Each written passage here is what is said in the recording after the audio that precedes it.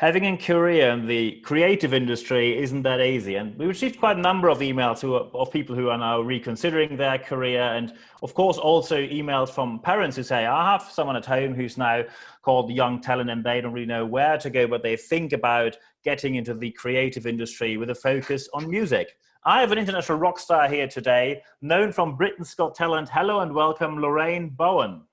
Hello, everyone. Lovely to see you or hear you, Niels. Yeah, I think it's hear you on the podcast. I'm quite sure. So, of course, we have a very international audience here. So I just have to give heads up to all the German listeners we have here. The next 10 to 15 minutes might contain traces of what is formerly known as humor. So it might shock many of you, but I think it can be quite helpful, especially in the situation where we are now. So Lorraine, you went on Britain's Got Talent with an act which is, let's say, not the standard of what normally shows up at Britain's Got Talent. And just for our audience, how did you get the idea to do the act you're doing now? Because having an ironing board is not the standard equipment of music, is it? Oh, it's so funny that people call me an act, because it's not really an act. It's just myself putting on some high heel shoes and some dresses and turning into a much different person than I am normally. So I suppose it would be called kind of natural drag. Okay. Natural drag. But it's something I've done for, well, years and years and years, decades actually. I started in about 1989, before most people were even born.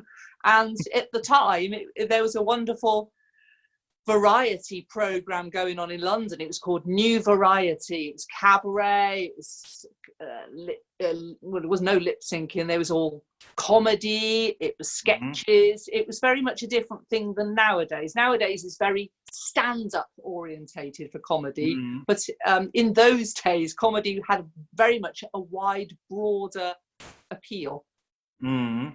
So let's just, for some of you, especially again for our German listeners, you may not know Britain's Got Talent. It's the equivalent to what we have in Germany of Supertalent. So people show up, have a certain talent, and just to give a bit of impression how it went, we're just going to listen now to the first 30 seconds of Lorraine's act when she started at Britain's Got Talent. Okay, good luck.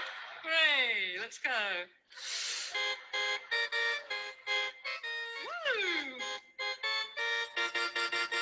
Everybody's good at cooking something. I'm cooking crumble. In fact, I've got one in the oven.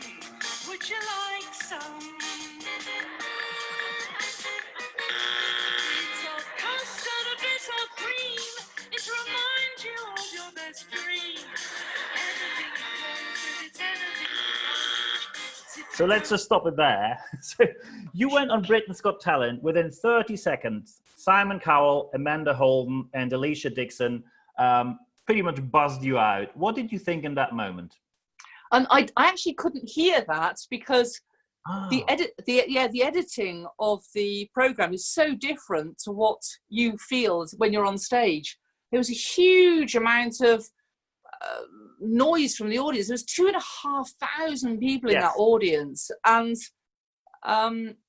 what with the air conditioning going at full pelt and just the sound of the auditorium, I don't think I was so focused on my little 1.5 minutes. I was going to get through that if it killed me. So I didn't even hear the buzzers. I didn't know what was going on actually. I just kept going. Keep going, everyone. Just keep going. Brilliant. And it was David Walliams who golden buzzed you straight to the semi-finals. So now when we talk about it, when I started this podcast, which is not that long ago, and I told people, send me emails, especially in this situation, which we have now with topics you'd like to have covered. There are many people who have young children who strive for a career in the music industry, in the creative industry. And needless to say, some parents are quite scared about the future of their parents. I saw that, correct me if I'm wrong, but you studied music at the University of Surrey. Is that correct? Yes, I studied music to degree level. I've always absolutely loved music. Absolutely loved it. In fact, it kind of sometimes it kind of grips you rather than you gripping it. It just comes into your life, and then it kind of strangulates you in the most wonderful way. Do you understand that? Yes, absolutely. It's So- like So you're helpless, really. You're helpless in music's thrusting hands. Okay. Would you say it is important that, because of course some people say I don't need to go to university in music, I just go to different labels, I'm just going to start my career and try to do it on my own. Would you say that your professional education at university was vital or crucial for your career? I think that learning any subject to a really high level is fantastic. I think people who daub around at art and haven't actually learnt to draw, then I probably wouldn't have the same respect for them unless they could really draw. I think it's just, it's a difficult subject, isn't it? But I think I have a lot of respect for people who really know their business, and I think you in your field, you would have more respect for someone who just knows what everything's about, so you can talk to them in a kind of a musical way. It depends what you want to do. It's such a wide thing, but honestly, to answer your first question, I'd say do not go anywhere near the music business, because it kind of doesn't exist at the moment. It's not a business. Basically, if I'm a creative type, I write all my own songs. I've written 6 albums of songs, and I get 0.000, sometimes another 0.07 pence per stream. So you can imagine, I'm not very good at maths, as you can imagine. Because if I was, I would not be in the music industry. I'm just about to pay a solicitor to sort out my house, and the initial cost is £1,500 just for starting the conversation. And I realize I'm in the wrong business. So you would say, getting back to the university aspect, it's rather more about having the knowledge than having a piece of paper and a degree, but you should have the knowledge, properly learned what you do, to have the respect. Say that. It's difficult, because if you are a folk singer, then you don't go to university and study folk music. Probably you go around the world and you record folk singers, and you become very much entrenched in the world of natural voices and things like that. So it completely depends what you do. I think I thought about this quite a lot, and I think classical music is one of the last bastions of art where you cannot fake anything. You have to be properly educated in the field, and you have to be educated in the styles.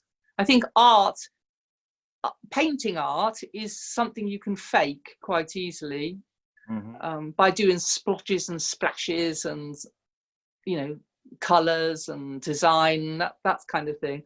But I think classical music's the only thing, unless you can think of something that you cannot fake. Yeah, so when you started in this industry, you appeared many times on BBC4, for example, which of course is helpful for a career in the industry. How do you make it when you say, maybe people get some education in the area of music, and then of course they want to go out there and want to make their voice heard? How does that happen? Because many people will approach BBC and ask them, hey, I do music, could you please give me an appearance on any show? And of course they will say no, or in Germany, 9, although we don't have the BBC. Well, you're kind of 10 years behind when you say that, because really what you have to do in life, in all areas, is to create your own world. You create your own art, you create your own thing, and then you make that thing successful, and then you can approach the BBC or something. You have to make a name for yourself, and I think in these times it's very much easier to do that than when I started off, because to make a CD, for example, cost about £6,000 to create physically make a CD, but now you can put it out for much less money. So Yeah. it's easy to create your own world and create your own little business. When we talk about creativity, so when I go, for example, you have, when I go on the entry about you on Wikipedia, there's a picture of you in your show, Polyester Fiesta.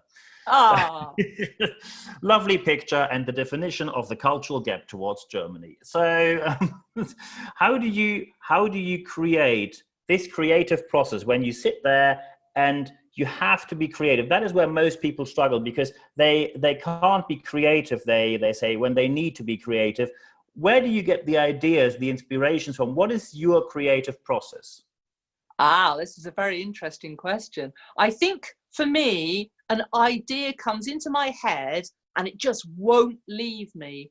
And I feel that happens to a lot of very creative people, that it's not me thinking, oh, I have to invent a show. Oh, I hate that idea so much. I hate that. I hate people who say, oh, I create work, or I don't know. I create work.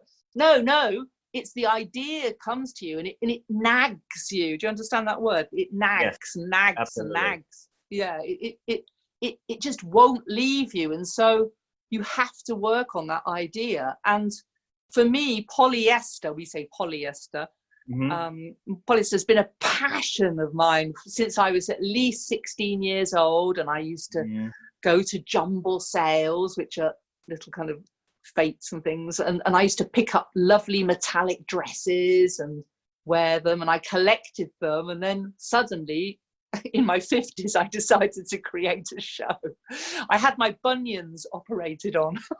So Okay.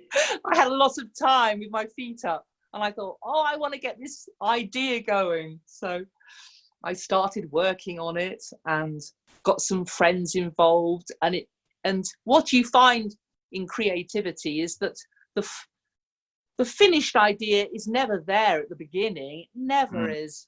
It's always just sparkles of ideas, just little touches of ideas, and then you work, and it's called, isn't it? Is it 1% inspiration, 99% hard work? Exactly. That's what we say in my industry, and it's interesting to hear and good to hear from a creative person that it seems to be the same in your industry. Yes, definitely. Yes, I mean, I can have the most fantastic tune in my head and great lyrics for a chorus, but that's only a tenth of the song. The song is 2.5 minutes long, and I have to create a little journey in that song. I have to create an introduction, a couple of verses at least, get the chorus in, so it's hard work from that point. Absolutely. And when we talk about, because I saw you work as a singing teacher and as a piano teacher as well, is that correct? Yes, I've always done that. I always enjoy giving back to people in a jolly way. not in a very serious way, but I sort of spotted that when I saw you on Britain's Got Talent. And so first, that of course answers one of my questions: is it giving back, or is it because I don't think that you get rich as a piano player or piano teacher? So it is your main driver giving back, or would you say it is a good way how to make a reasonable amount of money? Well, if you're going to be a musician and earn nothing, then the teaching is always a great way of paying the bills, because teaching is relatively, well paid, compared with working in a coffee shop or something like that. Yeah, absolutely. And if you've got a degree, you might as well use it. So I've always done one or two evenings a week in my life to pay the bills, keep the wolf from the door, as we say in England. Wolf from the door. That is a very British idiom. Excellent. So when you work in teaching, of course, there's one crucial question which many people answer in a different way. So some people say it's all about being dedicated. Some people say you need to have talent, which you either have or you do not have. I played the piano for more than 10 years, stopped when I started with university. And I think with my piano skills, I wouldn't have made it anywhere. It was a nice experience. I loved doing it. But when I approached music school, they said, from a German point of view, they said, like, no, this is not. So thanks for doing this for 10 years, but you're not going to be accepted right here. So how is your approach when it comes to talent and hard work? Would you say it's more talent, it's more hard work? Where do you see, where is the focus of how someone's being able to make it? I think that's a really interesting question, and something I've been thinking more and more about since I was on Britain's Got Talent, because I think what isn't highlighted in this world that we live in at the moment is pleasure of doing things.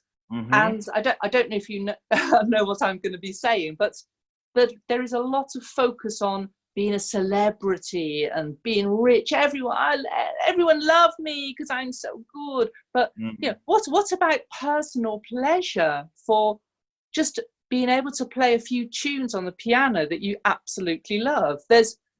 I always have got this very strong feeling inside me that I never ever going to be able to play Liszt piano music, for example. Piano is my third instrument. I actually went to university on the clarinet, and I was grade 8 clarinet, and I changed to singing.